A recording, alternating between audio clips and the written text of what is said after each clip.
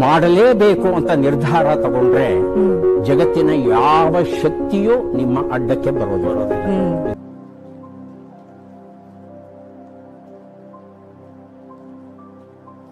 Hello everyone, ಎಲ್ರಿಗೂ ನಮಸ್ಕಾರ.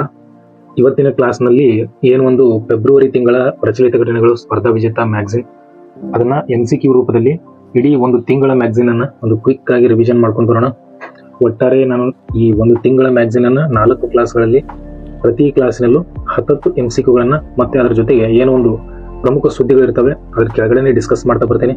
ಒಟ್ಟಾರೆ ಈ ವಿಡಿಯೋಗಳಲ್ಲಿ ಒಂದು ತಿಂಗಳ ಪ್ರಚಲಿತ ಘಟನೆಗಳನ್ನ ಫೆಬ್ರವರಿ ಕಂಪ್ಲೀಟ್ ಆಗಿ ರಿವಿಷನ್ ಮಾಡ್ಕೊಂಡು ಬರೋಣ. ಬನ್ನಿ ಕ್ಲಾಸಸ್ನ ಸ್ಟಾರ್ಟ್ ಮಾಡೋಣ.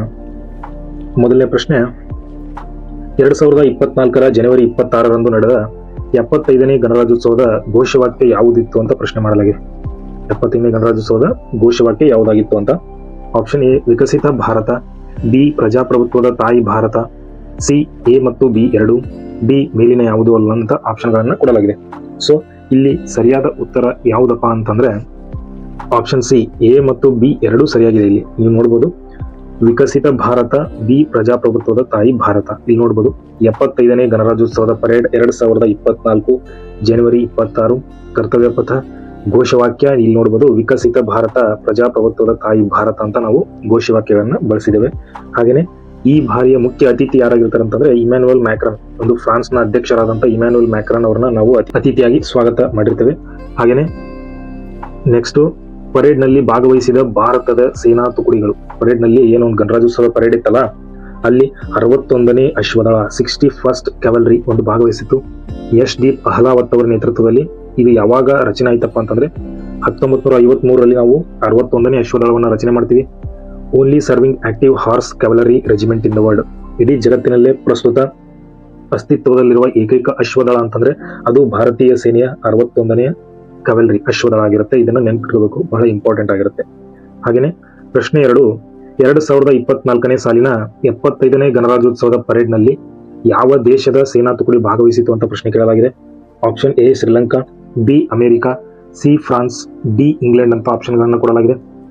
ಇದರಲ್ಲಿ ಸರಿಯಾದ ಉತ್ತರ ಯಾವುದಪ್ಪ ಅಂತಂದ್ರೆ ನೀವು ಇಲ್ಲಿ ನೋಡಬಹುದು, ಸರಿಯಾದ ಉತ್ತರ option C France. France is the right answer. ಯಾಕಪ್ಪ ಅಂತಂದ್ರೆ ನಾವು ಫ್ರಾನ್ಸ್ನ ಅಧ್ಯಕ್ಷರನ್ನ ಕರೆಸಿದ್ವಿ ಇಮ್ಯಾನ್ಯುಯಲ್ ಮ್ಯಾಕ್ರಾನ್ ಅವ್ರನ್ನ, ಅದ್ರ ಜೊತೆಗೆ ಫ್ರಾನ್ಸ್ನ ಅಂದ್ರೆ ಫ್ರೆಂಚ್ ಒಂದು ಸೇನಾ ತುಕಡಿ ಸಹ ಇದರಲ್ಲಿ ಭಾಗವಹಿಸಿತ್ತು ಅನ್ನೋದು ಇಲ್ಲಿ ಇಂಪಾರ್ಟೆಂಟ್ ಆಗಿರುತ್ತೆ. ನೀವು ನೋಡಬಹುದು 30 ಸದಸ್ಯರ ಬ್ಯಾಂಡ್ ತುಕಡಿ ಹಾಗೆ 91 ಸದಸ್ಯರ ಮೆರವಣಿಗೆ ತಂಡ ಇದನ್ನ ಹಿಂಬಾಲಿಸಿತು ಅಂತ ಒಂದು ನ್ಯೂಸ್. ಹಾಗೇನೆ ಪ್ರಮುಖ ಸುದ್ದಿ ಏನಪ್ಪಾ ಅಂತಂದ್ರೆ ನಾರಿ ಶಕ್ತಿ ಪ್ರದರ್ಶಿಸಿದ ನೌಕಾಪಡೆಯ ಸ್ತಬ್ಧ ಚಿತ್ರ. ನೌಕಾಪಡೆಯ ಒಂದು ಸ್ತಬ್ಧ ಚಿತ್ರವನ್ನು ಪ್ರದರ್ಶನ ಮಾಡಿತ್ತು, ಟ್ಯಾಬ್ಲೋ ಅಂತ ಏನ್ ಕರಿತೀವಿ. ಅದು ಯಾವುದರ ಥೀಮ್ ಆಧಾರಿತವಾಗಿತ್ತಪ್ಪ ಅಂತಂದ್ರೆ ನಾರಿ ಶಕ್ತಿ, ನೌಕಾದಳ ನಾರಿ ಶಕ್ತಿ ಒಂದು ಸ್ತಬ್ಧ ಚಿತ್ರವನ್ನು ಪ್ರದರ್ಶಿಸಿತು. ಹಾಗೇನೆ ವಾಯುಪಡೆ, ನಮ್ಮ ಭಾರತೀಯ ವಾಯುಪಡೆ ಏನಿದೆ ಅದರದ್ದು ಒಂದು ಸ್ತಬ್ಧ ಚಿತ್ರ ಇತ್ತು. ಅದು ಯಾವ ಥೀಮ್ ಆಧಾರಿತವಾಗಿತ್ತಂದ್ರೆ ಆತ್ಮನಿರ್ಭರ ಭಾರತದ ಒಂದು ಆಧಾರವನ್ನ ವಾಯುಪಡೆ ಹೊಂದಿತ್ತು. ಪ್ರಶ್ನೆಗಳನ್ನ ಕೇಳಬಹುದು. ನೌಕಾಪಡೆಯ ಸ್ತಬ್ಧ ಚಿತ್ರದ ಥೀಮ್ ಯಾವ್ದಾಗಿತ್ತು ಅಂತ ಪ್ರಶ್ನೆ ಕೇಳಬಹುದು. ವಾಯುದಳದ ಸ್ತಬ್ಧ ಚಿತ್ರದ ಥೀಮ್ ಯಾವ್ದಾಗಿತ್ತು ಅಂತ ಕೇಳಬಹುದು. ತುಂಬಾ ಇಂಪಾರ್ಟೆಂಟ್ ಆಗಿರುತ್ತೆ. ಹಾಗೇನೆ 75ನೇ ಗಣರಾಜ್ಯೋತ್ಸವದ ಸ್ತಬ್ಧ ಚಿತ್ರ ಪ್ರಶಸ್ತಿಗಳು, ಒಂದು ಸ್ತಬ್ಧ ಚಿತ್ರಗಳು ಅದರಲ್ಲಿ ಭಾಗವಹಿಸ್ತವೆ. ಅವಕ್ಕೆ ಪ್ರತಿ ವರ್ಷ ಒಂದು ಸರ್ಕಾರದ ವತಿಯಿಂದ ತೀರ್ಪುಗಾರರ ವಿಭಾಗದಲ್ಲಿ ಹಾಗೇನೆ ಮೈ ಗವರ್ಮೆಂಟ್ ಆನ್ಲೈನ್ ಪ್ಲಾಟ್ಫಾರ್ಮ್ ಅಲ್ಲಿ 2 ವಿಭಾಗದಲ್ಲಿ ಪ್ರಶಸ್ತಿಯನ್ನು ನೀಡಲಾಗುತ್ತೆ. ಇದು ತುಂಬಾ ಸರಿ ಹಳೆಯ ಪ್ರಶ್ನೆ ಪತ್ರಿಕೆಗಳಲ್ಲಿ ಪ್ರಶ್ನೆ ಆಗಿರುವಂತಹ ಟಾಪಿಕ್. ಹಾಗಾಗಿ ಇಲ್ಲಿ ತೀರ್ಪುಗಾರರ ವಿಭಾಗದಿಂದ ಪ್ರಥಮ ಸ್ಥಾನವನ್ನ ಯಾವ ರಾಜ್ಯ ಪಡೆದಿದೆ ಅಂತಂದ್ರೆ ಒಡಿಶಾ ಪ್ರಥಮ ಸ್ಥಾನವನ್ನು ಪಡೆದಿದೆ. ಹಾಗೆ ಗುಜರಾತ್ 2ನೇ ಸ್ಥಾನವನ್ನು ಪಡೆದಿದೆ. ಹಾಗೇನೆ ತಮಿಳುನಾಡು 3ನೇ ಸ್ಥಾನವನ್ನು ಪಡೆದಿದೆ. ಇದು ತೀರ್ಪುಗಾರರ ವಿಭಾಗದಿಂದ. ಹಾಗೇನೆ ಮೈ ಗವರ್ನಮೆಂಟ್ ಆನ್ಲೈನ್ ಪ್ಲಾಟ್ಫಾರ್ಮ್ ಮುಖಾಂತರ ಪ್ರಶಸ್ತಿ ಕೊಡಲಾಗಿದೆ. ಅದರಲ್ಲಿ ಗುಜರಾತ್ ಮೊದಲ ಸ್ಥಾನದಲ್ಲಿದೆ. ಹಾಗೇನೆ UP ಒಂದು ಉತ್ತರ ಪ್ರದೇಶ 2ನೇ ಸ್ಥಾನ, ಆಂಧ್ರ ಪ್ರದೇಶ್ 3ನೇ ಸ್ಥಾನ ಇದೆ. ಹಾಗೆ ಈ ಒಡಿಶಾ ಒಂದು ಮೊದಲ ಸ್ಥಾನ ಪಡೆದಿತ್ತಲ್ಲ, ಇದು ಯಾವ ಥೀಮ್ ಆಧಾರಿತವಾಗಿದೆ ಸರ್ ಅಂತಂದ್ರೆ ಮಹಿಳಾ ಸಬಲೀಕರಣದ ಒಂದು ಥೀಮ್ ಅನ್ನ ಹೊಂದಿತ್ತು. ಒಡಿಶಾದ್ದು ಏನು ಪ್ರಥಮ ಸ್ಥಾನ ಪಡೆದಿದೆಯಲ್ಲ ಅದರ ಥೀಮ್ ಏನಪ್ಪಾ ಅಂತಂದ್ರೆ ಮಹಿಳಾ ಸಬಲೀಕರಣ. ಹಾಗೆ ಗುಜರಾತ್ ಒಂದು ದೋರ್ದೋ ಅನ್ನುವಂಥದ್ದು ಒಂದು ಪ್ರವಾಸೋದ್ಯಮ ಹಳ್ಳಿ, ಅದು ಆ ಹಳ್ಳಿ 2ನೇ ಸ್ಥಾನವನ್ನು ಪಡೆದಿದೆ. ಇದು ಟ್ಯಾಬ್ಲೋದಲ್ಲಿ ಈ ಹಳ್ಳಿಯ ಒಂದು ಥೀಮ್ ಅನ್ನು ಹೊಂದಿತ್ತು, ಅದು 2ನೇ ಸ್ಥಾನ ಪಡೆದಿದೆ. ಹಾಗೆ ತಮಿಳುನಾಡು ಕುಡುವಲಯ ಅನ್ನೋ ಒಂದು ವ್ಯವಸ್ಥೆ, ಅಲ್ಲಿಯ ಒಂದು ಕಲ್ಚರ್ ಇದು, ಆ ಕಲ್ಚರ್ನ ಅವರು ಪ್ರದರ್ಶನ ಮಾಡಿದ್ರು, ಅದಕ್ಕೆ 3ನೇ ಸ್ಥಾನವನ್ನು ತಮಿಳುನಾಡು ಪಡೆದಿದೆ. ಹಾಗೇನೆ ಇನ್ನೂರು ಪ್ರಮುಖ ಸುದ್ದಿ ಏನಪ್ಪಾ ಅಂತಂದ್ರೆ ಒಂದು ಇಮ್ಯಾನ್ಯುಯಲ್ ಮ್ಯಾಕ್ರಾನ್ ಅವರು ನಮ್ಮ ದೇಶಕ್ಕೆ ಭೇಟಿ ಕೊಟ್ಟಿದ್ರಲ್ಲ ಗಣರಾಜ್ಯೋತ್ಸವ ದಿನ, ಅವತ್ತು ಕೆಲವೊಂದಿಷ್ಟು ಭಾರತದೊಂದಿಗೆ ಒಪ್ಪಂದಗಳನ್ನ ಮಾಡ್ಕೊಂಡಿದ್ದಾರೆ. ಇದರ ಮೇಲೆ ಪ್ರಶ್ನೆ ಬರುವಂತ ಸಾಧ್ಯತೆ ಇರುತ್ತೆ. ಹಾಗಾಗಿ ಪ್ರಮುಖ 2-3 ಒಪ್ಪಂದಗಳನ್ನ ನೋಡ್ಕೊಂಡ್ ಬರೋಣ. ಸೊ ಮೊದಲನೇದು H-125 ಹೆಲಿಕಾಪ್ಟರ್ ತಯಾರಿಕೆಗಾಗಿ ಒಪ್ಪಂದ. ಒಂದು ಟಾಟಾ ಸಮೂಹ ಹಾಗೇನೆ ಒಂದು ಫ್ರಾನ್ಸ್ನ ಏರ್ಬಸ್ ಅನ್ನುವಂಥ ಸಂಸ್ಥೆ H-125 ಹೆಲಿಕಾಪ್ಟರ್ ತಯಾರಿ ಮಾಡಲಿಕ್ಕೆ ಒಂದು ಒಪ್ಪಂದಕ್ಕೆ ಸಹಿ ಹಾಕಿದವೆ. ಹಾಗೇನೆ ಇನ್ನ ದೆಹಲಿಯಲ್ಲಿ ಫ್ರಾನ್ಸ್ನ ಥೇಲ್ ಕಂಪನಿಯ ಘಟಕ ಸ್ಥಾಪನೆಗೆ ಸಹಿ ಹಾಕಿದ್ದಾವೆ. ಹಾಗೆ ಪ್ರಮುಖವಾದ ಸುದ್ದಿ ಏನಪ್ಪಾ ಅಂತಂದ್ರೆ ಒಂದು ಚೈತಾಪುರ, ಏನೋ ಒಂದು ಮಹಾರಾಷ್ಟ್ರದ ರತ್ನಗಿರಿಯಲ್ಲಿ ನಾವು ಚೈತಾಪುರದಲ್ಲಿ ಏನೋ ಒಂದು 9,900 ಮೆಗಾವ್ಯಾಟ್ ಸಾಮರ್ಥ್ಯ ಹೊಂದಿರುವಂತ ಅಣು ವಿದ್ಯುತ್ ಸ್ಥಾವರವನ್ನ ಸ್ಥಾಪನೆ ಮಾಡ್ತಾ ಇದೀವಲ್ಲ. ಸೊ ಆ ಅಣು ವಿದ್ಯುತ್ ಸ್ಥಾವರಕ್ಕೆ ನಮಗೆ ಸಹಾಯ ಹಸ್ತ ತೋರಿದಂತ ದೇಶ ಯಾವ್ದಪ್ಪ ಅಂದ್ರೆ ಫ್ರಾನ್ಸ್ ದೇಶ ಆಗಿರುತ್ತೆ. ತುಂಬಾ ಇಂಪಾರ್ಟೆಂಟ್ ಆಗಿರುತ್ತೆ, ನೆನಪಿನಲ್ಲಿ ಇಟ್ಕೊಳ್ಳಿ. ಯಾವ ದೇಶ ನಮ್ಮ ಅಣು ಸ್ಥಾವರಕ್ಕೆ ಸಹಾಯ ಹಸ್ತ ಚಾಚಿದೆ ಅಂತ ಪ್ರಶ್ನೆಯನ್ನು ಕೇಳುವ ಸಾಧ್ಯತೆ ಇರುತ್ತೆ. So France is the right answer. ಪ್ರಶ್ನೆ 3, ಈ ಕೆಳಗಿನ ಯಾರಿಗೆ 2024ರ ಪದ್ಮ ವಿಭೂಷಣ ಪ್ರಶಸ್ತಿ ದೊರೆತಿಲ್ಲ ಅಂತ ಪ್ರಶ್ನೆ ಮಾಡಲಾಗಿದೆ. Okay, option A Vyjayanti Mala Bali, B Bindeshwar Pathak, C Rohan Bopanna, D Padmam Subrahmanya ಅಂತ ಆಪ್ಷನ್ಗಳನ್ನ ಕೊಡಲಾಗಿದೆ. ಸೊ ಇಲ್ಲಿ ಸರಿಯಾದ ಉತ್ತರ ಯಾವ್ದಪ್ಪ ಅಂತಂದ್ರೆ 2024ರಲ್ಲಿ ಪದ್ಮ ವಿಭೂಷಣ ಯಾರಿಗೆ ದೊರೆತಿಲ್ಲ ಈ ಕೆಳಗಿನವುಗಳಲ್ಲಿ ಅಂತಂದ್ರೆ ರೋಹನ್ ಬೋಪಣ್ಣನವರಿಗೆ ಪದ್ಮ ವಿಭೂಷಣ ದೊರೆತಿಲ್ಲ. ಓಕೆ, ಡೀಟೇಲ್ ಆಗಿ ನೋಡೋಣ. ಇಲ್ಲಿ 2024ರ ಸಾಲಿನ ಪದ್ಮ ಪ್ರಶಸ್ತಿಗಳು ಕೇಂದ್ರ ಗೃಹ ಸಚಿವಾಲಯ ಇದನ್ನ ಘೋಷಣೆ ಮಾಡಿದೆ. ಹಾಗೇನೆ ಪದ್ಮ ಪ್ರಶಸ್ತಿ ಒಟ್ಟಾರೆ ಎಷ್ಟು ಪ್ರಶಸ್ತಿಗಳಪ್ಪ ಅಂತಂದ್ರೆ ನೀವು ನೋಡಬಹುದು, ಒಟ್ಟಾರೆ 2024ರಲ್ಲಿ 132 ಪ್ರಶಸ್ತಿಗಳನ್ನ ನೀಡಲಾಗಿದೆ. ಅದರಲ್ಲಿ ಪದ್ಮ ವಿಭೂಷಣ ಏನೊಂದು 5 ಪ್ರಶಸ್ತಿ, ಹಾಗೆ ಪದ್ಮಭೂಷಣ 17, ಹಾಗೇನೆ ಪದ್ಮಶ್ರೀ 110 ಪದ್ಮಶ್ರೀ ಪ್ರಶಸ್ತಿಗಳನ್ನು ನೀಡಲಾಗಿದೆ. ಒಟ್ಟಾರೆ 132 ಪ್ರಶಸ್ತಿಗಳನ್ನ ನೀಡಲಾಗಿದೆ. ಅದರಲ್ಲಿ ಕನ್ನಡಿಗರಿಗೆ 9 ಜನಕ್ಕೆ ಪ್ರಶಸ್ತಿಯನ್ನ ನೀಡಲಾಗಿದೆ. ಸೊ ಇಲ್ಲಿ ಇಂಪಾರ್ಟೆಂಟ್ ಒಂದೆರಡು ಪಾಯಿಂಟ್ಗಳು ಏನಪ್ಪಾ ಅಂತಂದ್ರೆ, ಪ್ರಶಸ್ತಿ ಒಂದು ಆಯ್ಕೆ ಸಮಿತಿಯನ್ನ ಮಾಡಿರ್ತೀವಿ ನಾವು. ಪ್ರಶಸ್ತಿಯನ್ನ ಕೊಡಮಾಡ್ಲಿಕ್ಕೆ ಅದಕ್ಕೆ ಯಾರ್ಯಾರು ಅರ್ಹರು ಅಂತ ಆಯ್ಕೆ ಮಾಡ್ಲಿಕ್ಕೆ ಒಂದು ಸಮಿತಿಯನ್ನ ಮಾಡಿರ್ತೇವೆ. ಸೊ ಆ ಸಮಿತಿಯನ್ನ ರಚನೆ ಮಾಡುವವರು ಯಾರಪ್ಪ ಅಂತಂದ್ರೆ ಭಾರತದ ಪ್ರಧಾನಮಂತ್ರಿಗಳಾಗಿರ್ತಾರೆ. ಹಾಗೇನೆ ಆ ಏನೋ ಒಂದು ಪದ್ಮ ಪ್ರಶಸ್ತಿ ಸಮಿತಿ ಇರುತ್ತಲ್ಲ, ಆ ಸಮಿತಿಗೆ ಅಧ್ಯಕ್ಷರು ಯಾರಾಗಿರ್ತಾರೆ ಅಂದ್ರೆ ಕ್ಯಾಬಿನೆಟ್ ಸೆಕ್ರೆಟರಿ ಅವರು ಈ ಒಂದು ಸಮಿತಿಗೆ ಅಧ್ಯಕ್ಷರಾಗಿರ್ತಾರೆ. ತುಂಬಾ ಇಂಪಾರ್ಟೆಂಟ್ ಆದ ಪಾಯಿಂಟ್. ಹಾಗೇನೆ ಪ್ರಶಸ್ತಿಯನ್ನ ನಿಮಗೆಲ್ಲ ಗೊತ್ತಿರೋ ಹಾಗೆ ರಾಷ್ಟ್ರಪತಿಗಳು ಪ್ರತಿ ವರ್ಷ ಪ್ರದಾನವನ್ನ ಮಾಡ್ತಾರೆ. ಹಾಗೆ ಈ ಪ್ರಶಸ್ತಿ ಯಾವುದೇ ನಗದು ಮೊತ್ತವನ್ನ ಹೊಂದಿರುವುದಿಲ್ಲ ಅನ್ನುವುದು ಇಲ್ಲಿ ಒಂದು ಪ್ರಮುಖವಾದ ಪಾಯಿಂಟ್ ಆಗಿರುತ್ತದೆ. ಹಾಗೆ ಇಲ್ಲಿ ನೋಡೋಣ, 2024ನೇ ಸಾಲಿನ ಪದ್ಮ ಪ್ರಶಸ್ತಿ ಪುರಸ್ಕೃತ ಕನ್ನಡಿಗರು. ಸೊ ಕನ್ನಡಿಗರು ತುಂಬಾ ಇಂಪಾರ್ಟೆಂಟ್ ಆಗಿರ್ತಾರೆ. ಇದರ ಮೇಲೆ ಹೆಚ್ಚಿನ ಫೋಕಸ್ ನೊಂದಿಗೆ ಎಕ್ಸಾಮ್ಗಳಲ್ಲಿ ಪ್ರಶ್ನೆ ಕೇಳುವ ಸಾಧ್ಯತೆ ಇರುತ್ತೆ. ಹಾಗೆ ಇಲ್ಲಿ ನೋಡೋಣ, 2024ನೇ ಸಾಲಿನ ಪದ್ಮಭೂಷಣ ಪ್ರಶಸ್ತಿ ಗೌರವಕ್ಕೆ ಭಾಜನರಾದ ಸೀತಾರಾಮ್ ಜಿಂದಾಲ್. ಸೊ ಇವರು ಒಂದು ವ್ಯಾಪಾರ ಉದ್ಯಮಿ, ಕರ್ನಾಟಕದವರು. ಇವರಿಗೆ ಏನಾಗಿದೆ ಅಂದ್ರೆ ಪದ್ಮಭೂಷಣ ಇವರಿಗೆ ಏನಾಗಿದೆ ಅಂತಂದ್ರೆ ಪದ್ಮಭೂಷಣ ಪ್ರಶಸ್ತಿ ಸಿಕ್ಕಿದೆ. ಯಾರಿಗೆ? ಸೀತಾರಾಮ್ ಜಿಂದಾಲ್ ಅವರಿಗೆ ಪದ್ಮಭೂಷಣ ದೊರೆತಂತ ಏಕೈಕ ವ್ಯಕ್ತಿ.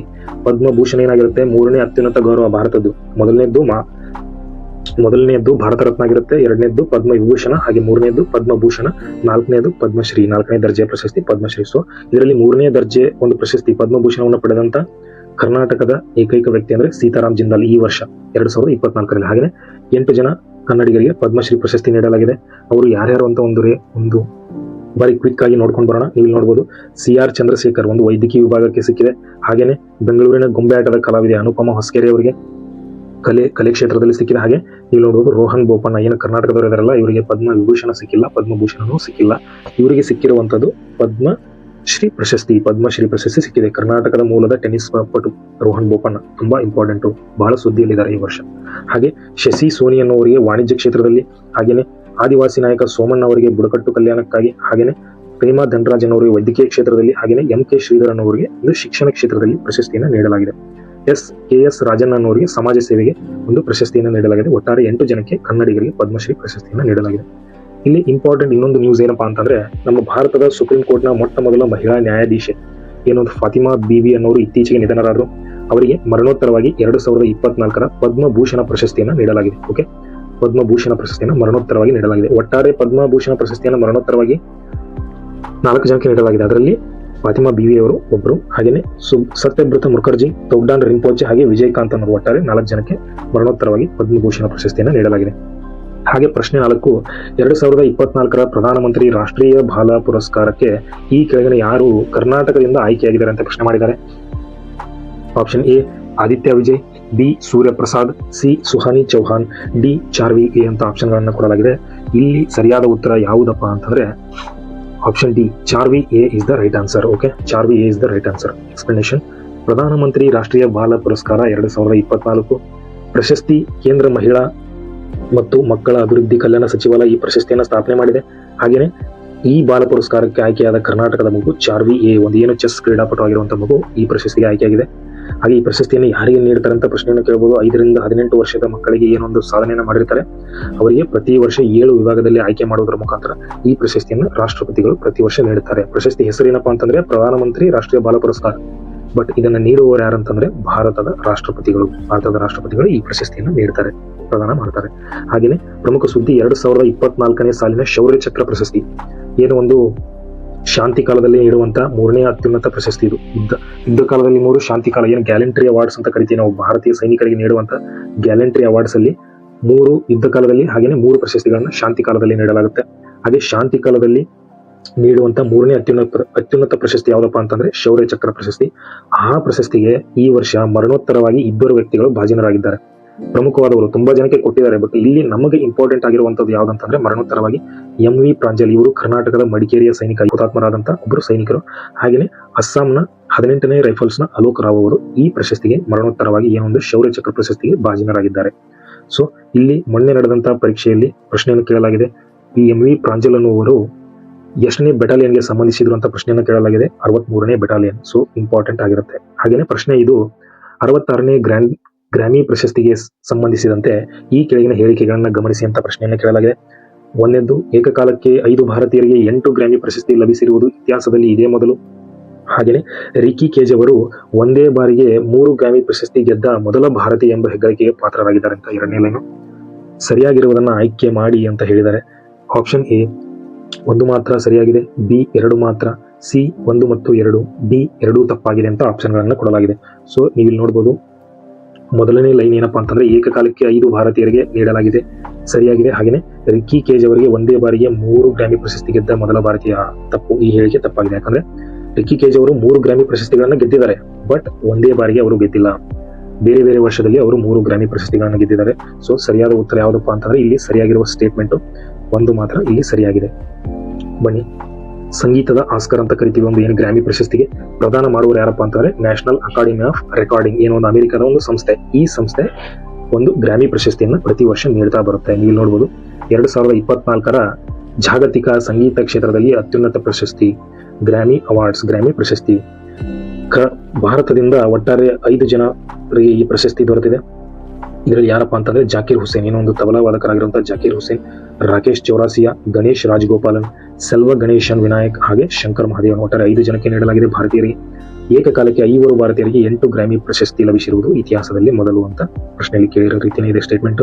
ಹಾಗೆಯೇ 5 ಜನ ಯಾರ್ಯಾರಪ್ಪ ಅಂತಂದ್ರೆ ನೀವು ನೋಡಬಹುದು, ತಬಲಾ ವಾದಕರಾದಂತಹ ಜಾಕೀರ್ ಹುಸೇನ್ ಅವರಿಗೆ 3 ವಿಭಾಗದಲ್ಲಿ 3 ಗ್ರಾಮಿ ಗೆದ್ದ ಮೊದಲ ಭಾರತೀಯ, ಒಂದೇ ಸಾರಿಗೆ 3 ಗ್ರಾಮಿ ಗೆದ್ದಂತ ಮೊದಲ ಭಾರತೀಯ. ಹಳೆ ಪ್ರಶ್ನೆ ಪತ್ರಿಕೆಗಳಲ್ಲಿ ಇವ್ರ ಮೇಲೆ ಆಲ್ರೆಡಿ ಪ್ರಶ್ನೆ ಆಗಿದೆ, ಜಾಕೀರ್ ಹುಸೇನ್ ಅವರು ಯಾವ ಕ್ಷೇತ್ರಕ್ಕೆ ಸಂಬಂಧಿಸಿದ್ದಾರೆ ಅಂತ. ಅವರು ತಬಲಾ ವಾದಕರು.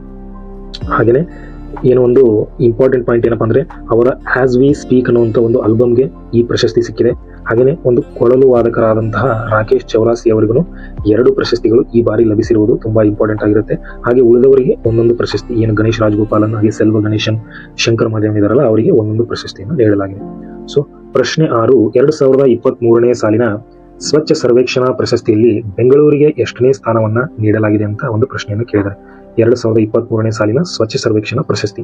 ಆಪ್ಷನ್ ಎ 43ನೇ ಸ್ಥಾನ, ಬಿ 68ನೇ ಸ್ಥಾನ, ಸಿ 125ನೇ ಸ್ಥಾನ, ಡಿ ಮೇಲಿನ ಯಾವುದು ಅಲ್ಲ ಅಂತ 4 ಆಪ್ಷನ್ಗಳನ್ನ ಕೊಟ್ಟಿದ್ದಾರೆ. ಇಲ್ಲಿ ಸರಿಯಾದ ಉತ್ತರ ಯಾವ್ದಪ್ಪ ಅಂತಂದ್ರೆ option C. Option C is the right answer. 125ನೇ ಸ್ಥಾನ ಬಂದಿದೆ ಸ್ನೇಹಿತರೆ ಬೆಂಗಳೂರಿಗೆ ಈ ಬಾರಿ. ನೀವಿಲ್ಲಿ ನೋಡಬಹುದು 2023ನೇ ಸಾಲಿನ ಸ್ವಚ್ಛ ಸರ್ವೇಕ್ಷಣಾ ಪ್ರಶಸ್ತಿ ಕೇಂದ್ರ ವಸತಿ ಮತ್ತು ನಗರ ವ್ಯವಹಾರ ಕೊಡಮಾಡುವಂತ ಪ್ರಶಸ್ತಿ ಆಗಿರುತ್ತೆ. ಹಾಗೆಯೇ ದೇಶದ ಅತ್ಯಂತ ಸ್ವಚ್ಛ ನಗರಗಳು ಯಾವ್ದಪ್ಪ ಅಂತಂದ್ರೆ ಇಂದೋರ್ ಮತ್ತೆ ಸೂರತ್. ಪ್ರತಿ ಸಾರಿ ಬರುವಾಗ ಇಂದೋರ್ ಮತ್ತೆ ಸೂರತ್ಗಳು ಮಧ್ಯಪ್ರದೇಶ್, ಗುಜರಾತ್ನಿಂದ ಪ್ರಥಮ ಸ್ಥಾನವಾಗಿರುವಂತಹ ನಗರಗಳು. ಹಾಗೆಯೇ ಪ್ರಥಮ ಸ್ಥಾನ ಹೊಂದಿರುವಂತಹ ರಾಜ್ಯ ಯಾವುದಪ್ಪ ಅಂತ ಕೇಳಿದ್ರೆ ಅತ್ಯಂತ ಸ್ವಚ್ಛ ರಾಜ್ಯ ಎಂಬ ಹೆಗ್ಗಳಿಕೆಗೆ ಪಾತ್ರವಾದ ಮಹಾರಾಷ್ಟ್ರ. ಪ್ರಶ್ನೆ ಕೇಳಬಹುದು, 2023ನೇ ಸಾಲಿನ ಸ್ವಚ್ಛ ಸರ್ವೇಕ್ಷಣಾ ಪ್ರಶಸ್ತಿಯಲ್ಲಿ ಯಾವ ರಾಜ್ಯವೊಂದು ಮೊದಲ ಸ್ಥಾನವನ್ನು ಪಡೆದಿದೆ ಅಂತ ಕೇಳಬಹುದು. Maharashtra is the right answer. ಹಾಗೆಯೇ ಮಧ್ಯಪ್ರದೇಶ್ 2ನೇ ಸ್ಥಾನ ಪಡೆದಿದೆ. ಇಷ್ಟು ನೆನ್ಪಿಟ್ಕೊಂಡ್ರೆ ಸಾಕು. ಇನ್ನು ಪ್ರಮುಖ ಸುದ್ದಿ ಇದ್ರ ರಿಲೇಟೆಡ್ ಏನಪ್ಪಾ ಅಂತಂದ್ರೆ ಕರ್ನಾಟಕ ವಿಶೇಷವಾಗಿ ಫೋಕಸ್ ಮಾಡಲಾಗುತ್ತೆ. ಪ್ರತಿ ಬಾರಿ ಬರುವಾಗೆ ರಾಜ್ಯದ ಒಂದು ಸ್ವಚ್ಛ ನಗರವಾಗಿ ಮೈಸೂರು ಆಯ್ಕೆಯಾಗಿದೆ. ಬಟ್ ದೇಶದಲ್ಲಿ ಮೈಸೂರು ನೀವು ನೋಡಬಹುದು 23ನೇ ಸ್ಥಾನವನ್ನು ಪಡೆದುಕೊಂಡಿದೆ. ಪ್ರಶ್ನೆಯನ್ನು ಈ ರೀತಿಯೇ ಕೇಳಬಹುದು, ಈ ಬಾರಿಯ ಸ್ವಚ್ಛ ಸರ್ವೇಕ್ಷಣಾ ಪ್ರಶಸ್ತಿಯಲ್ಲಿ ಮೈಸೂರಿಗೆ ಎಷ್ಟನೇ ಸ್ಥಾನ ಲಭಿಸಿದೆ ಅಂತ ಕೇಳಬಹುದು. 23ನೇ ಸ್ಥಾನ. ಹಾಗೆ ಬೆಂಗಳೂರಿಗೆ 125ನೇ ಸ್ಥಾನ ಲಭಿಸಿದೆ. ಹಾಗೆಯೇ 1 ಲಕ್ಷಕ್ಕಿಂತ ಕಡಿಮೆ ಜನಸಂಖ್ಯೆ ವಿಭಾಗ ನಗರಗಳಲ್ಲಿ ಮೊದಲ ಸ್ಥಾನ ಕರ್ನಾಟಕದಿಂದ ಯಾವ್ದಪ್ಪ ಅಂದ್ರೆ ಹೊಸದುರ್ಗಕ್ಕೆ ಮೊದಲ ಸ್ಥಾನ. ಯಾವುದರಲ್ಲಿ 1 ಲಕ್ಷಕ್ಕಿಂತ ಕಡಿಮೆ ಜನಸಂಖ್ಯೆ ಹೊಂದಿರುವ ನಗರದಲ್ಲಿ. ಓಕೆ, ಇಷ್ಟು ಪ್ರಮುಖ ಸುದ್ದಿ ಆಯಿತು. ಹಾಗೆಯೇ ಪ್ರಶ್ನೆ 7, ಇತ್ತೀಚೆಗೆ ಬಿಡುಗಡೆ ಮಾಡಲಾಗಿರುವ ಸುಪೇಸ್, ಸುವಾಸ್ ಮತ್ತು ಸುಸ್ವಾಗತಂ ಪೋರ್ಟಲ್ಗಳು ಯಾವ ಕ್ಷೇತ್ರಕ್ಕೆ ಸಂಬಂಧಿಸಿವೆ ಅಂತ ಪ್ರಶ್ನೆಯನ್ನು ಕೇಳಲಾಗಿದೆ. ಆಪ್ಷನ್ ಎ ವಿಜ್ಞಾನ ತಂತ್ರಜ್ಞಾನ ಸಚಿವಾಲಯ, option B DRDO, C ISRO, ಹಾಗೆ D supreme court of India ಅಂತ ಆಪ್ಷನ್ಗಳನ್ನ ಕೊಡಲಾಗಿದೆ. ಇಲ್ಲಿ ಸರಿಯಾದ ಉತ್ತರ ಯಾವುದಪ್ಪ ಅಂತಂದ್ರೆ ತುಂಬಾ ಜನಕ್ಕೆ ಕನ್ಫ್ಯೂಸ್ ಆಗುವಂತ ವಿಚಾರ. ಇಲ್ಲಿ ಸರಿಯಾದ ಉತ್ತರ ಯಾವುದಪ್ಪ ಅಂತಂದ್ರೆ ಸುಪ್ರೀಂ ಕೋರ್ಟ್ ಆಫ್ ಇಂಡಿಯಾದ ಒಂದು ಪೋರ್ಟಲ್ಗಳು ಆಗಿರ್ತವೆ, 3 ಪೋರ್ಟಲ್ಗಳು. ಸೊ ಡೀಟೇಲ್ ಆಗಿ ನೋಡೋಣ ಬನ್ನಿ. ಸುಪ್ರೀಂ ಕೋರ್ಟ್ ವಜ್ರ ಮಹೋತ್ಸವ ಆಚರಣೆ ಉದ್ಘಾಟನೆ ಪ್ರಧಾನಿ ನರೇಂದ್ರ ಮೋದಿ ಜನವರಿ 28, 2024. ಇತ್ತೀಚೆಗೆ ಏನೊಂದು ಸುಪ್ರೀಂ ಕೋರ್ಟ್ ಡೈಮಂಡ್ ಜುಬ್ಲಿ ಅಂತ ಕರಿತೀವಿ, ವಜ್ರ ಮಹೋತ್ಸವವನ್ನು ಆಚರಿಸಿಕೊಂಡಿದೆ. ಡೈಮಂಡ್ ಜುಬ್ಲಿ ಎಷ್ಟು ವರ್ಷಕ್ಕೊಮ್ಮೆ ಆಚರಿಸ್ತೀವಿ ಅಂತ ಪರೀಕ್ಷೆಗಳಲ್ಲಿ ಪ್ರಶ್ನೆ ಮಾಡಲಾಗಿದೆ. 60 ವರ್ಷಗಳಿಗೊಮ್ಮೆ ಡೈಮಂಡ್ ಜುಬ್ಲಿಯನ್ನು ಆಚರಿಸ್ತೇವೆ. ಹಾಗೆಯೇ ಇಲ್ಲಿ ನೋಡಬಹುದು ಇಂಪಾರ್ಟೆಂಟ್ ಪಾಯಿಂಟ್ ಏನಪ್ಪಾ ಅಂದ್ರೆ ಸುಪ್ರೀಂ ಕೋರ್ಟ್ ನ AI ಆಧಾರಿತ portal ಸುಪೇಸ್, supreme court portal for assistance in courts efficiency, ಹಾಗೆಯೇ ಭಾಷಾ ತರ್ಜುಮೆ ಮಾಡುವಂತ ಒಂದು ಪೋರ್ಟಲ್ ಸುವಾಸ್ ಅಂತ ಹೇಳಿ, ಸುಪ್ರೀಂ ಕೋರ್ಟ್ ವಿಧಿಕ್ ಅನುವಾದ ಸಾಫ್ಟ್ವೇರ್ ಅಂತ ಹೇಳಿ, ಹಾಗೆಯೇ ಇ ಪಾಸ್ ಬಿಡುಗಡೆ ಮಾಡಲಿಕ್ಕೆ ಒಂದು ಸುಸ್ವಾಗತ ಅನ್ನೋ 3 ಪೋರ್ಟಲ್ಗಳನ್ನು ಸುಪ್ರೀಂ ಕೋರ್ಟ್ ಬಿಡುಗಡೆ ಮಾಡಿದೆ. ಪ್ರಮುಖ ಸುದ್ದಿ ಆಗಿರುತ್ತೆ, ನೆನಪಿನಲ್ಲಿ ಇಟ್ಕೊಳ್ಳಿ. ಹಾಗೆ ಪ್ರಶ್ನೆ 8, ಚುನಾವಣೆಯ ಮುಖ್ಯ ಆಯುಕ್ತರು ಹಾಗೂ ಇತರ ಆಯುಕ್ತರನ್ನ ನೇಮಕ ಮಾಡುವ ಆಯ್ಕೆಯ ಸಮಿತಿಯಲ್ಲಿ ಈ ಕೆಳಗಿನ ಯಾರು ಇರುವುದಿಲ್ಲ ಅಂತ ಪ್ರಶ್ನೆಯನ್ನ ಮಾಡಲಾಗಿದೆ. ಎ ಪ್ರಧಾನಮಂತ್ರಿ, ಬಿ ರಾಷ್ಟ್ರಪತಿ, ಸಿ ಲೋಕಸಭೆ ವಿರೋಧ ಪಕ್ಷದ ನಾಯಕರು, ಹಾಗೆಯೇ ಡಿ ಕೇಂದ್ರ ಕ್ಯಾಬಿನೆಟ್ ಸಚಿವರು. ಈ ಪ್ರಶ್ನೆಯನ್ನ ಏನಕ್ಕೆ ಕೇಳಿದೆ ಅಂದ್ರೆ ಇತ್ತೀಚೆಗೆ ಇದು ತುಂಬಾ ಸುದ್ದಿಯಲ್ಲಿತ್ತು. ಹಾಗೆಯೇ ಇಲ್ಲಿ ಸರಿಯಾದ ಉತ್ತರ ಯಾರು ಈ ಒಂದು ಆಯ್ಕೆ ಸಮಿತಿಯಲ್ಲಿ ಇರುವುದಿಲ್ಲ ಅಂತಂದ್ರೆ ಆಪ್ಷನ್ ಬಿ ರಾಷ್ಟ್ರಪತಿಗಳು. ಈ ಒಂದು ಏನು ಚುನಾವಣಾ ಆಯುಕ್ತರನ್ನ ಆಯ್ಕೆ ಮಾಡುವಂತ ಸಮಿತಿಯಲ್ಲಿ ರಾಷ್ಟ್ರಪತಿಗಳು ಇರುವುದಿಲ್ಲ. ಯಾಕಪ್ಪ ಅಂತಂದ್ರೆ ಇಲ್ಲಿ ನೋಡೋಣ, 14ನೇ ಆವೃತ್ತಿಯ ರಾಷ್ಟ್ರೀಯ ಮತದಾರರ ದಿನ ಜನವರಿ 25. ಆಸ್ ಯೂಶುವಲ್ ಪ್ರತಿ ವರ್ಷದಂತೆ ನ್ಯಾಷನಲ್ ವೋಟರ್ಸ್ ಡೇನ ನಾವು ಜನವರಿ 25ಕ್ಕೆ ಆಚರಿಸ್ತೇವೆ. ಹಾಗೆಯೇ ಈ ವರ್ಷದ ಧ್ಯೇಯವಾಕ್ಯ ಏನಂತಂದ್ರೆ nothing like voting, I vote for sure. Okay, ಈ ವರ್ಷದ ಧ್ಯೇಯವಾಕ್ಯವಾಗಿರುತ್ತೆ, ತುಂಬಾ ಇಂಪಾರ್ಟೆಂಟು. ಹಾಗೆಯೇ ನಿಮಗೆಲ್ಲ ಗೊತ್ತಿರುವ ಹಾಗೆ ಕೇಂದ್ರ ಚುನಾವಣಾ ಆಯೋಗವನ್ನ ಸಂವಿಧಾನದ 15ನೇ ಭಾಗದ 324ನೇ ವಿಧಿ ಅನ್ವಯವನ್ನು ಸ್ಥಾಪನೆಯನ್ನು ಮಾಡ್ತೇವೆ. ಇತ್ತೀಚೆಗೆ ಒಂದು ಬಿಲ್ ಸುದ್ದಿಯಲ್ಲಿತ್ತು, ಮಸೂದೆ. ಏನಪ್ಪಾ ಮಸೂದೆ ಅಂತಂದ್ರೆ ಏನೋ ಒಂದು ಚುನಾವಣಾ ಆಯುಕ್ತರು, ಮುಖ್ಯ ಆಯುಕ್ತರು, ಇತರ ಆಯುಕ್ತರನ್ನ ನೇಮಕ ಮಾಡ್ತೀವಲ್ಲ, ಆ ಒಂದು ಸಮಿತಿ ಇರುತ್ತೆ. ಆ ಸಮಿತಿಯಲ್ಲಿ ಮೊದಲು ಯಾರಿದ್ರು ಅಂತಂದ್ರೆ ಪ್ರೈಮ್ ಮಿನಿಸ್ಟರ್ ಇದ್ರು, ಹಾಗೇನೆ ಲೋಕಸಭೆ ವಿರೋಧ ಪಕ್ಷದ ನಾಯಕರಿದ್ರು, ಹಾಗೇನೆ ಚೀಫ್ ಜಸ್ಟಿಸ್ ಆಫ್ ಇಂಡಿಯಾ, 3 ಜನ ಆ ಸಮಿತಿಯಲ್ಲಿ ಇದ್ರು. ಬಟ್ ಇತ್ತೀಚೆಗೆ ಇದಕ್ಕೆ ಒಂದು ಹೊಸ ಬಿಲ್ ಅನ್ನ ಇಂಟ್ರೊಡ್ಯೂಸ್ ಮಾಡೋದ್ರ ಮೂಲಕ ಚೀಫ್ ಜಸ್ಟಿಸ್ ಆಫ್ ಇಂಡಿಯಾ ಅವರನ್ನ ತೆಗೆದುಹಾಕಿ 200 ಸೆಂಟ್ರಲ್ ಕ್ಯಾಬಿನೆಟ್ ಮಿನಿಸ್ಟರ್ ಅನ್ನ ಇಲ್ಲಿ ಇಂಟ್ರೊಡ್ಯೂಸ್ ಮಾಡಲಾಗಿದೆ. ಸೊ ಈ ಸಮಿತಿಯಲ್ಲಿ 3 ಜನ ಯಾರಿರ್ತಾರೆ ಅಂದ್ರೆ prime minister, Lok Sabha opposition leader, ಹಾಗೇನೆ ಕ್ಯಾಬಿನೆಟ್ 200 ಕ್ಯಾಬಿನೆಟ್ ಮಿನಿಸ್ಟರ್, 3 ಜನ ಈ ಆಯ್ಕೆ ಸಮಿತಿಯಲ್ಲಿ ಇರ್ತಾರೆ ಅನ್ನೋದು ಇಲ್ಲಿ ಪ್ರಮುಖವಾದ ಸುದ್ದಿ. ಆಮೇಲೆ ರಾಷ್ಟ್ರಪತಿಗಳು ಏನಪ್ಪಾ ಅಂದ್ರೆ ಇವರನ್ನ ನೇಮಕ ಮಾಡ್ತಾರೆ. ಬಟ್ ನೇಮಕ ಮಾಡುವಂತ 5 ಜನರನ್ನ ಆಯ್ಕೆ ಮಾಡಬೇಕಲ್ಲ ಮೊದಲಿಗೆ, ಆ ಆಯ್ಕೆ ಸಮಿತಿಯಲ್ಲಿ 3 ಜನ ಇರ್ತಾರೆ. ಅದು ಇಂಪಾರ್ಟೆಂಟ್ ಆಗಿರುತ್ತೆ. ಹಾಗೇನೆ ಒಟ್ಟಾರೆ ನಿಮಗೆ ಗೊತ್ತಿರುವ ಹಾಗೆ ಕೇಂದ್ರ ಚುನಾವಣಾ ಆಯೋಗ 6 ವಿಧದ ಚುನಾವಣೆಯನ್ನು ನಡೆಸುತ್ತೆ. ರಾಷ್ಟ್ರಪತಿ, ಉಪರಾಷ್ಟ್ರಪತಿ, ರಾಜ್ಯಸಭೆ, ಲೋಕಸಭೆ, ವಿಧಾನಸಭೆಗೆ. ಹಾಗೆಯೇ ರಾಜ್ಯದಲ್ಲಿ ಏನೊಂದು ಲೋಕಲ್ ಗವರ್ನಮೆಂಟ್ ಅಂತ ಇರುತ್ತಲ್ಲ, ಅದಕ್ಕೋಸ್ಕರ ಚುನಾವಣೆ ಮಾಡಬೇಕು ಅಂದ್ರೆ ರಾಜ್ಯ ಚುನಾವಣಾ ಆಯೋಗ ಇರುತ್ತೆ. ಹಾಗೆ ಕರ್ನಾಟಕ ರಾಜ್ಯ ಚುನಾವಣಾ ಆಯೋಗ ಯಾವಾಗ ಸ್ಥಾಪನೆ ಆಯಿತು ಅನ್ನೋದು ಇಂಪಾರ್ಟೆಂಟ್ ಮಾಹಿತಿ. 1993 ಮೇ 26 ಒಂದು ಏನು ಕರ್ನಾಟಕ ರಾಜ್ಯ ಚುನಾವಣಾ ಸಮಿತಿ ಆಯೋಗವನ್ನು ಸ್ಥಾಪನೆ ಮಾಡಲಾಗಿದೆ. ಓಕೆ, ಬನ್ನಿ ನೆಕ್ಸ್ಟ್ ಪ್ರಶ್ನೆ ನೋಡೋಣ. ಗ್ರ್ಯಾಂಡ್ ಸ್ಲಾಮ್ ಕಿರೀಟ ಜಯಿಸಿದ ವಿಶ್ವದ ಅತ್ಯಂತ ಹಿರಿಯ ಟೆನ್ನಿಸ್ ಕ್ರೀಡಾಪಟು ಯಾರು ಅಂತ ಪ್ರಶ್ನೆಯನ್ನು ಕೇಳಲಾಗಿದೆ. A Julian Roger, B Daniel Medvedev, C Rohan Bopanna, D Matthew Ebden ಅಂತ 4 ಆಪ್ಷನ್ಗಳನ್ನು ಕೊಡಲಾಗಿದೆ. ಸೊ ವಿಶ್ವದ ಅತ್ಯಂತ ಹಿರಿಯ ಟೆನ್ನಿಸ್ ಕ್ರೀಡಾಪಟು, ಗ್ರ್ಯಾಂಡ್ ಸ್ಲಾಮ್ ಅನ್ನು ಜಯಿಸಿದ ವಿಶ್ವದ ಅತ್ಯಂತ ಹಿರಿಯ ಟೆನ್ನಿಸ್ ಕ್ರೀಡಾಪಟು ಯಾರಂತಂದ್ರೆ ನಮ್ಮದೇ ರಾಜ್ಯದವರಾದಂಥ ರೋಹನ್ ಬೋಪಣ್ಣ. ಏನು ಮಡಿಕೇರಿಯ ರೋಹನ್ ಬೋಪಣ್ಣ ಅವರು ಈ ಸರಿ ಪದ್ಮಶ್ರೀ ಪ್ರಶಸ್ತಿ ನೀಡಲಾಗಿದೆಯಲ್ಲ, ಇವರೇ ವಿಶ್ವದ ಅತ್ಯಂತ ಹಿರಿಯ ವ್ಯಕ್ತಿ ಅನ್ನುವ ಒಂದು ಹೆಗ್ಗಳಿಕೆಗೆ ಪಾತ್ರರಾಗಿದ್ದಾರೆ ಈ ಬಾರಿ. ನೀವು ನೋಡಬಹುದು ಪುರುಷರ ಡಬಲ್ಸ್ ಚಾಂಪಿಯನ್ ಜೋಡಿ Rohan Bopanna Bharat, Matthew Ebden Australia. ಇವರು ಈ ಸರಿ ಆಸ್ಟ್ರೇಲಿಯನ್ ಗ್ರ್ಯಾಂಡ್ ಓಪನ್ ಫೈನಲ್ಸ್ ನಲ್ಲಿ ಪ್ರಥಮ ಸ್ಥಾನವನ್ನು ಪಡೆದಿದ್ದಾರೆ ಏನೊಂದು ಟೆನ್ನಿಸ್ ಕ್ರೀಡೆಯಲ್ಲಿ. ಆಮೇಲೆ ಮೊನ್ನೆ ನಡೆದಂತ PC ಪ್ರಶ್ನೆಯಲ್ಲಿ ಆಲ್ರೆಡಿ ಪ್ರಶ್ನೆ ಆಗಿದೆ ಇದು, ಅಂದ್ರೆ ರೋಹನ್ ಬೋಪಣ್ಣನವರು ಯಾರೊಂದಿಗೆ ಸೇರಿ ಆಸ್ಟ್ರೇಲಿಯನ್ ಓಪನ್ ಡಬಲ್ಸ್ ಚಾಂಪಿಯನ್ ಅನ್ನ ಗೆದ್ದರು ಅಂತ ಪ್ರಶ್ನೆ ಮಾಡಲಾಗಿತ್ತು. ಸೊ ಮ್ಯಾಥ್ಯೂ ಎಬ್ಡನ್ ಅನ್ನುವಂತ ಆಸ್ಟ್ರೇಲಿಯಾ ಒಂದು ಕ್ರೀಡಾಪಟು ಜೊತೆ ಸೇರಿ ನಮ್ಮ ರೋಹನ್ ಬೋಪಣ್ಣನವರು ಈ ಪ್ರಶಸ್ತಿಗೆ ಭಾಜನರಾಗಿದ್ದರು ಅನ್ನೋದು ಇಂಪಾರ್ಟೆಂಟ್. ಇಲ್ಲಿ ನೋಡಬಹುದು ರೋಹನ್ ಬೋಪಣ್ಣ ವಿಶ್ವ ರ್ಯಾಂಕಿಂಗ್ ನಂಬರ್ 1 ಸ್ಥಾನವನ್ನು ಖಚಿತಪಡಿಸಿಕೊಂಡರು. ವಿಶ್ವದ ಅತ್ಯಂತ ಹಿರಿಯ ಟೆನ್ನಿಸಿಗ ಎಂಬ ಹೆಗ್ಗಳಿಕೆಗೆ ಪಾತ್ರರಾದ ರೋಹನ್ ಬೋಪಣ್ಣ ಗ್ರ್ಯಾಂಡ್ ಸ್ಲಾಮ್ ಕಿರೀಟ ಜಯಿಸಿದ ವಿಶ್ವದ ಅತ್ಯಂತ ಹಿರಿಯ ಟೆನ್ನಿಸಿಗ. ಏನೊಂದು 40ನೇ ವಯಸ್ಸಿನಲ್ಲಿ ಗ್ರ್ಯಾಂಡ್ ಸ್ಲಾಮ್ ಅನ್ನು ಗೆದ್ದಿದ್ದಾರೆ. ಸೊ ಇಂಪಾರ್ಟೆಂಟ್ ಆಗಿರುತ್ತೆ. ಹಾಗೇನೆ ಆಸ್ಟ್ರೇಲಿಯನ್ ಓಪನ್ ಟೆನ್ನಿಸ್ ಟೂರ್ನಿ ನಡೀತಲ್ಲ ಮೆಲ್ಬೋರ್ನ್ ನಲ್ಲಿ, ಇಲ್ಲಿ ಪುರುಷರ ಸಿಂಗಲ್ಸ್ ನಲ್ಲಿ 2024ರಲ್ಲಿ ಏನೋ ಒಂದು ಜೆನ್ನಿಕ್ ಸಿನ್ನರ್ ಅಂತ ಇಟಲಿಯ ಆಟಗಾರ, ಇವರು ಗೆದ್ದಿದ್ದಾರೆ. ಹಾಗೆ ಮಹಿಳಾ ಸಿಂಗಲ್ಸ್ ನಲ್ಲಿ ಬೆಲಾರಸ್ ನ ಆಟಗಾರ್ತಿ ಅರೇನಾ ಸಬಲೆಂಕಾ ಅನ್ನೋರು ಚಾಂಪಿಯನ್ ಆಗಿದ್ದಾರೆ. ಯಾರ್ಯಾರ ವಿರುದ್ಧ ಇವರು ಗೆದ್ರಪ್ಪ ಅಂತಂದ್ರೆ ಈ ಜೆನಿಕ್ ಸಿನ್ನರ್ ಅನ್ನುವಂತ ಕ್ರೀಡಾಪಟು ಡೆನಿಯಲ್ ಮೆಡ್ವೆದೇವ್ ಅವರನ್ನ ಸೋಲಿಸುವ ಮೂಲಕ ಒಂದು ಗ್ರ್ಯಾಂಡ್ ಸ್ಲಾಮ್ ಅನ್ನ ಗೆದ್ದಿದ್ದಾರೆ ಆಸ್ಟ್ರೇಲಿಯನ್ ಓಪನ್. ಹಾಗೇನೆ ಅರೇನಾ ಸಬಲೆಂಕಾ ಅವರು ಚೀನಾದ ಜಿಂಗ್ ಕಿನ್ವೆನ್ ಅವರನ್ನ ಸೋಲಿಸುವುದರ ಮೂಲಕ ಒಂದು ಆಸ್ಟ್ರೇಲಿಯನ್ ಓಪನ್ ಅನ್ನು ಗೆದ್ದಿದ್ದಾರೆ. ಸೊ ಬನ್ನಿ 10ನೇ ಪ್ರಶ್ನೆ. ಭಾರತದ ಮೊಟ್ಟ ಮೊದಲ ಕೃತಕ ಬುದ್ಧಿಮತ್ತೆ ಆಧಾರಿತ ಯೂನಿಕಾರ್ನ್ ಯಾವುದು ಅಂತ ಪ್ರಶ್ನೆ ಮಾಡಲಾಗಿದೆ. So A Porter, B Zepto, C Krutrim, D InMobi ಅಂತ 4 ಆಪ್ಷನ್ಗಳನ್ನ ಕೊಡಲಾಗಿದೆ. ಇಲ್ಲಿ ಸರಿಯಾದ ಉತ್ತರ ಯಾವುದಪ್ಪ ಅಂತಂದ್ರೆ ಭಾರತದ ಮೊಟ್ಟ ಮೊದಲ ಕೃತಕ ಬುದ್ಧಿಮತ್ತೆ ಆಧಾರಿತ ಯೂನಿಕಾರ್ನ್ ಯಾವುದಪ್ಪ ಅಂತಂದ್ರೆ Krutrim. Option C is the right answer. ಇಲ್ಲಿ ನೀವು ನೋಡ್ಬೋದು ಭಾರತದ ಮೊಟ್ಟ ಮೊದಲ ಕೃತಕ ಬುದ್ಧಿಮತ್ತೆಯ unicorn Krutrim startup. Okay, Ola ಸಂಸ್ಥಾಪಕರಾದ ಭವಿಷ್ ಅಗರ್ವಾಲ್ ಅವರು ಸ್ಥಾಪಿಸಿದಂತ ಒಂದು ಸ್ಟಾರ್ಟ್ಅಪ್ ಆಗಿರುತ್ತೆ Krutrim. India's first AI unicorn ಅಂತ ಕರಿತೀವಿ.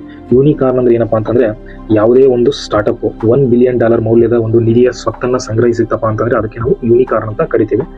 ಹಲವಾರು ಪರೀಕ್ಷೆಗಳಲ್ಲಿ ಪ್ರಶ್ನೆ ಆಗಿದೆ. ಹಾಗೇನೆ ನೀವು ಇಲ್ಲಿ ನೋಡ್ಬೋದು ಭಾರತದ ಮೊದಲ ಯೂನಿಕಾರ್ನ್ ಯಾವ್ದಪ್ಪ ಅಂತಂದ್ರೆ ಇನ್ಮೋಬಿ ಅನ್ನುವಂಥದ್ದು. ಹಾಗೇನೆ ಭಾರತದ ಮೊದಲ ಯೂನಿಕಾರ್ನ್ ಇನ್ಮೋಬಿ, ಭಾರತದ ಮೊದಲ ಆರ್ಟಿಫಿಷಿಯಲ್ ಇಂಟೆಲಿಜೆನ್ಸ್ ಬೇಸ್ಡ್ ಯೂನಿಕಾರ್ನ್ ಅಂತಂದ್ರೆ ಕೃತ್ರಿಮ್, AI ಬೇಸ್ಡ್ ಯೂನಿಕಾರ್ನ್ ಆಗಿರುತ್ತೆ ಕೃತ್ರಿಮ್. ಹಾಗೆ ಪ್ರಮುಖ ಸುದ್ದಿ, DPIIT ವತಿಯಿಂದ 2024 ಜನವರಿ 10ರಿಂದ 18ರವರೆಗೆ ಏನೊಂದು ಸ್ಟಾರ್ಟ್ಅಪ್ ಇಂಡಿಯಾ ನಾವೀನ್ಯತಾ ಆವಿಷ್ಕಾರ ಸಪ್ತಾಹವನ್ನು ಆಚರಿಸಿದ್ದೇವೆ. ಪ್ರಶ್ನೆ ಕೇಳಬಹುದು, ಸ್ಟಾರ್ಟ್ಅಪ್ ಇಂಡಿಯಾ ನಾವೀನ್ಯತಾ ಆವಿಷ್ಕಾರವನ್ನ ಯಾವ ದಿನಾಂಕದಿಂದ ಯಾವ ದಿನಾಂಕದವರೆಗೆ ಆಚರಿಸಿದ್ದೇವೆ ಅಂತ. ಜನವರಿ 10ರಿಂದ 18. ಹಾಗೆ ಆಲ್ರೆಡಿ ಪ್ರಶ್ನೆ ಕೇಳಿರುವ ಹಾಗೆ ರಾಷ್ಟ್ರೀಯ ಸ್ಟಾರ್ಟ್ಅಪ್ ದಿನವನ್ನ ಜನವರಿ 16ರಂದು ಪ್ರತಿ ವರ್ಷ ಆಚರಿಸ್ತೇವೆ. ಪ್ರಮುಖ ಸುದ್ದಿ, ಹಾಗೇನೆ ಒಂದು ಸ್ಟಾರ್ಟ್ಅಪ್ ಇಂಡಿಯಾ ಅನ್ನುವಂಥ ಕಾರ್ಯಕ್ರಮ, ಒಂದು ಸ್ಕೀಮು 2016 ಜನವರಿ 16ರಂದು ಸ್ಥಾಪನೆ ಮಾಡಿದಂಥ ಒಂದು ಯೋಜನೆ. ಇದು ವಾಣಿಜ್ಯ ಮತ್ತು ಕೈಗಾರಿಕಾ ಸಚಿವಾಲಯದ ಯೋಜನೆ ಆಗಿದ್ದು, ಏನು ಒಂದು ಭಾರತದಲ್ಲಿ ಸ್ಟಾರ್ಟ್ಅಪ್ ಉದ್ಯಮವನ್ನು ಉತ್ತಮ ಸ್ಥಾನಕ್ಕೆ ತರಲು ಪ್ರೋತ್ಸಾಹ ನೀಡಕ್ಕಂತ ಸ್ಟಾರ್ಟ್ಅಪ್ ಇಂಡಿಯಾ ಯೋಜನೆಯನ್ನು 2016ರಲ್ಲಿ ಪ್ರಾರಂಭ ಮಾಡಿತ್ತು ಅನ್ನೋದು ಇಂಪಾರ್ಟೆಂಟ್ ಆಗಿರುತ್ತೆ. ಸೊ ಇಲ್ಲಿಗೆ ಫೆಬ್ರವರಿ ತಿಂಗಳ ಏನೊಂದು ಪಾರ್ಟ್ 1 ಪ್ರಚಲಿತ ಘಟನೆಗಳು 10 ಪ್ರಶ್ನೆಗಳನ್ನ ಕಂಪ್ಲೀಟ್ ಆಗಿ ಡೀಟೇಲ್ ಆಗಿ ಡಿಸ್ಕಸ್ ಮಾಡ್ತಾ ಅದರ ಕೆಳಗಡೆ ಪ್ರಮುಖ ಸುದ್ದಿಗಳನ್ನ ಡಿಸ್ಕಸ್ ಮಾಡ್ತಾ ಬಂದಿದ್ದೇನೆ. ಹಾಗೆ ಮುಂದಿನ ಪಾರ್ಟ್ಗಳಲ್ಲಿ 200 ಸುದ್ದಿಗಳನ್ನ ಡಿಸ್ಕಸ್ ಮಾಡ್ತೇನೆ. ಅವುಗಳನ್ನ ವಿಡಿಯೋಗಳನ್ನ ಡಿಸ್ಕ್ರಿಪ್ಷನ್ ಅಲ್ಲಿ ಲಿಂಕ್ ಹಾಕಿರ್ತೇನೆ, ನೀವು ನೋಡ್ಕೋಬಹುದು. ಹಾಗೆ ಇನ್ನೇನು ಪರೀಕ್ಷೆಗಳು ತುಂಬಾ ಹತ್ತಿರ ಇರೋದ್ರಿಂದ ಕ್ವಿಕ್ ಆಗಿ ಎಲ್ಲ ವಿಡಿಯೋನು ನೋಡ್ತಾ ಹೋಗಿ, ರಿವಿಷನ್ ಮಾಡ್ತಾ ಹೋಗಿ. ಇಲ್ಲಿಗೆ ಈ ಕ್ಲಾಸ್ನ ಮುಗಿಸ್ತಾ ಇದ್ದೇನೆ. ಎಲ್ಲರಿಗೂ ಧನ್ಯವಾದಗಳು. ಶುಭ ದಿನ.